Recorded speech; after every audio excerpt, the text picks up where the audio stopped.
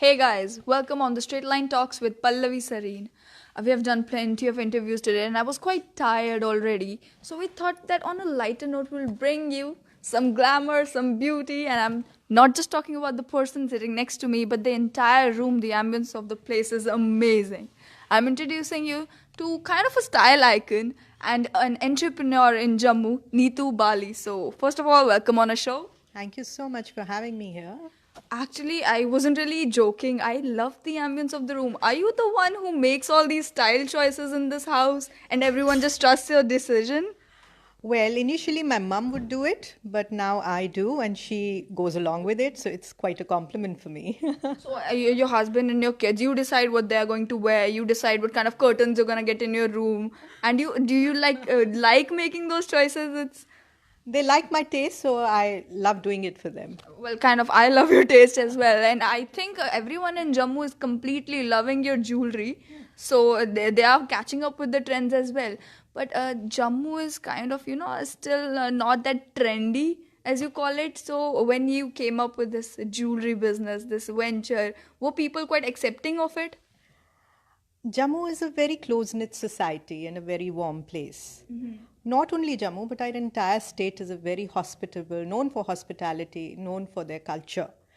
So when I started off, I was so inspired by my state. I still am. So I started, I thought that it needs to be brought to center stage. So I wanted my state to be recognized in a beautiful light, the way it is. You can make out the beauty of J&K. Jewelry is something which just goes with the trends. A new design comes in and everyone catches up to it. So did you also try to maintain those trendy things that had happening all around the country, or did you just stick to what people in Jammu and Kashmir wanted, that essence of Jammu's culture and Kashmir's culture, and embedded that in your jewelry, or how? Actually, I do jewelry according to what inspires me, what I want to do, what I would like to wear. So I do those pieces which I think I would love to wear. So I don't keep the patrons in mind when I design it. Yes, we do regular jewelry, which is like whatever is trending, like whatever the people are liking. Of course, we do that. But what once or twice a year, what exhibitions or what portrayals I have of my jewelry, those are the pieces I personally like. So they are the pieces I would love to wear. So that is how I go about it. And what inspires you? Is it just your own style or own design, what you think you want to wear, or is there some style icon that you really follow? Style icon, I am very inspired by the old jewelry, the antique jewelry, and the royal jewelry. The royal jewels really catch my eye, and I have been inspired by that, and of course, nature. I love nature, so a lot of my jewelry has flowers, leaves, so that inspires me. Kind of have a royal personality, so no doubt you really like royal jewelry. Another thing was, oh, I forgot to tell our viewers what's the name of this venture, so they can also come by and buy some jewelry. Oh, it's my jewelry runs on the name of Sundar Gems and Jewels, and basically Baba Sundar Singh Ji was our saint. He was 11th descendant, 10th or 11th descendant, direct descendant of Guru Nanak Sahib Ji. So we had a lot of faith in Babaji. So my jewelry runs on the name of Maharaj. So that is why it is Sundar Gems and Jewels. And of course it means beautiful as well. So Yeah, is the business venture running on faith, or do you think that people have been really supportive of you? Your family has been really supportive of you, which is why this jewelry business just grew. Would you say that you were born with a silver spoon? I have a lot of faith in God, yes, because I think whatever we do, we are guided by the higher power. I think whatever happens is predestined. So I have always believed in that. And yes, my family has been extremely supportive, especially my husband. he has been very supportive. And that's why I have reached where I am. And that's also still, I would love to go up higher. Yes. The jewelry that you make, it's all handmade, right? Yet when I saw those designs, it looked like they had, come just perfectly shaped from a machine. Do you get enough time managing your family and then designing all this jewelry? You get enough time to do it? Well, we have to do time management. I think all the women these days have to balance their personal and professional lives. We have to. Yeah, I salute to all these entrepreneurial women who are doing so great. Let's get into the background of things, of how you just came up with the idea of having a jewelry venture in Jammu. Uh, you studied law. You could have gone and become a lawyer. You could have done IAS from the kind of family that you come from. Then why choose to be an entrepreneur? Uh, I think my nature is not to be bound. I'm a free bird, as they say, so I cannot be bound. So, and this kind of work line gives me a lot of freedom. I have freedom of the timings. I can choose to travel at my own will. I can choose to work at odd hours whenever I get time. So it's not that I open at 9 o'clock and I just shut it at 7 o'clock or 8 o'clock. I just keep working whenever I want to. Sometimes I'm still up and working at 3 a.m. So it's up to me whenever I choose to. So that leverage I love. You love being that free. Yes. I had a small chit chat with your husband, and he told me about your travels. Right, so when you were really young in your college days, your family used to send you to travel. Share with our audience the entire experience of your first trip. It was very exciting, I must say. I was 15 and my father decided to send me to England to visit my uncle. And I have a very special bond with my aunt and my uncle, my chacha and my chachi. And they are like very close to my heart, very, very close to my heart. I have learned a lot from my aunt. So during my first trip abroad, that was way back in 1990, I was very excited, and it was a whole new experience, when you're traveling on your own, it's always a new experience. And it was my first trip abroad. So it was, I would love to share with everyone that it is very important to send your children on trips wherever you can afford to send them, because they learn so much. Whatever base that formed for me helped me throughout. I learned to be independent. I learned to follow my heart. And I learned that wherever you may go, if you are confident, if you have that zeal, you can spread your light. You can shine on. But on a realistic note, you were a 15-year-old traveling abroad. What kind of challenges did you face? Were you kind of scared when you went to the airport? Could you not figure something out? When you went to talk to people, were the accents so heavy you couldn't understand them? There must have been some issues, some problems that you faced as a 15-year-old traveling to England.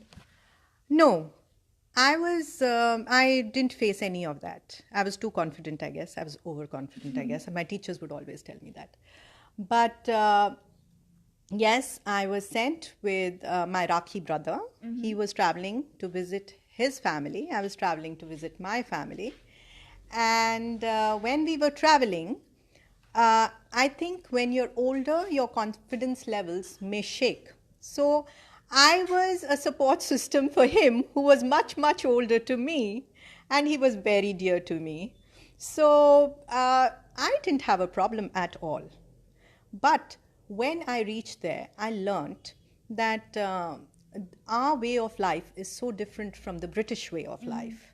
Like, I'll give you an example, a tiny one, that when I wanted to find my way around, I would just say, "Excuse me, can you tell me the way to that place?"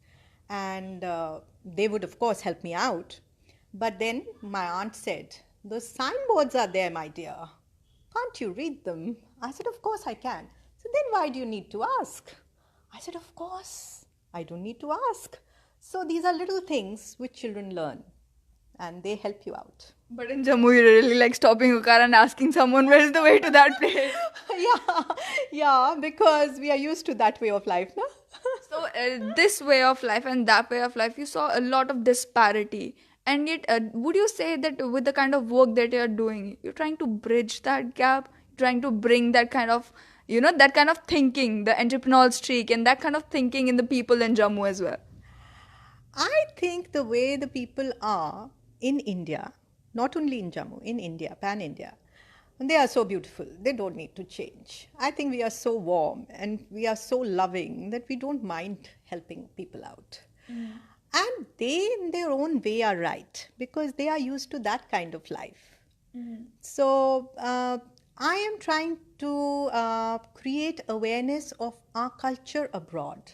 And that is why the India Pakistan London show happened for me. So, this is the reason I have started focusing on the state, on what inspires from the state itself. So that people outside can realize that our state is known for much more than just, the things it is portrayed for. The kind of jewelry that you make, is it only for the elite? Or can people like me who are the hopeless, styleless people like me who also hope to afford it someday?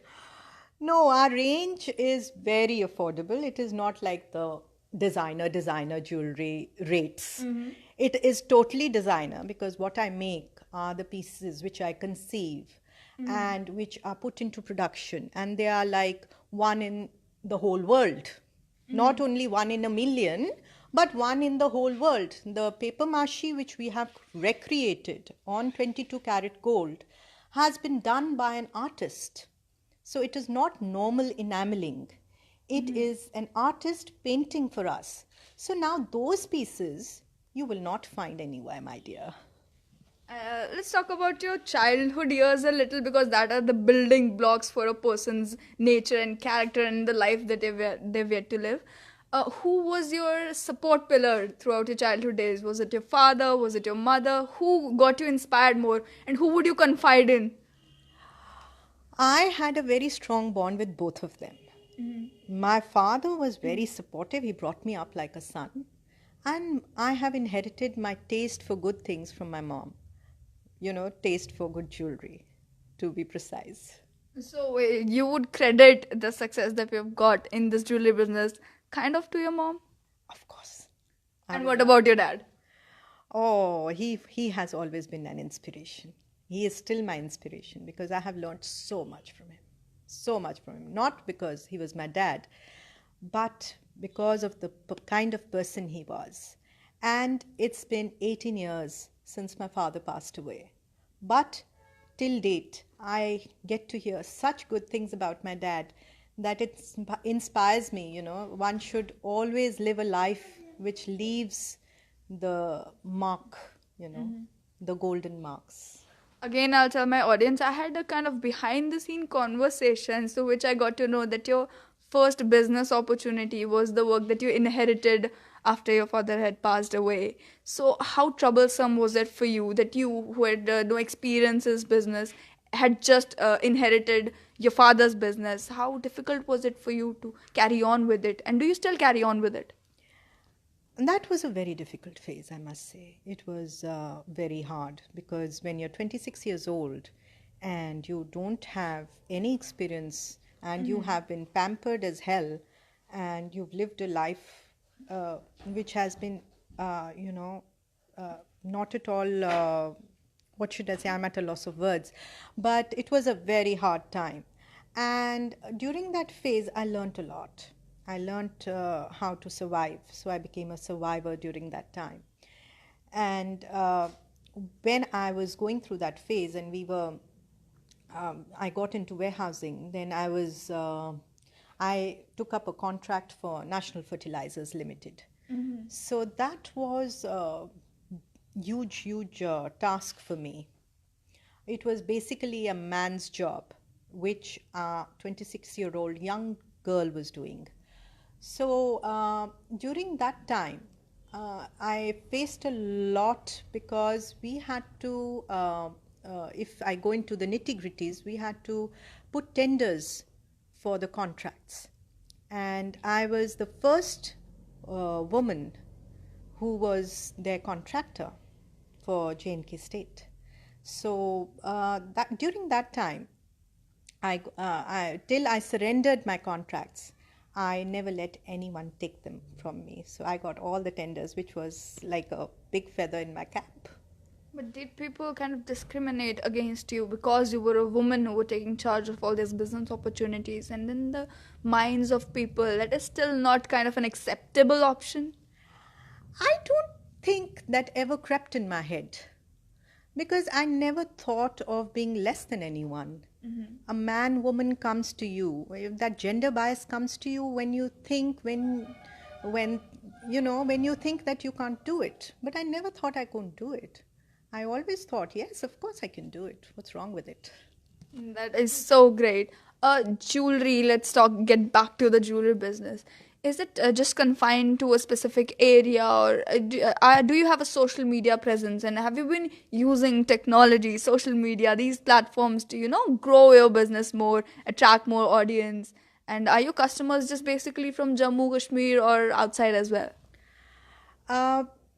Social media is a big platform, When I started off, I was very shy. I was very shy to tell people, oh, I'm doing jewelry. But then I realized that they buy from me, I design for them, and they go on flaunting that, oh, we bought from Bombay, and we bought from Delhi, and we bought from somewhere and somewhere. So I said, this is not fair to me.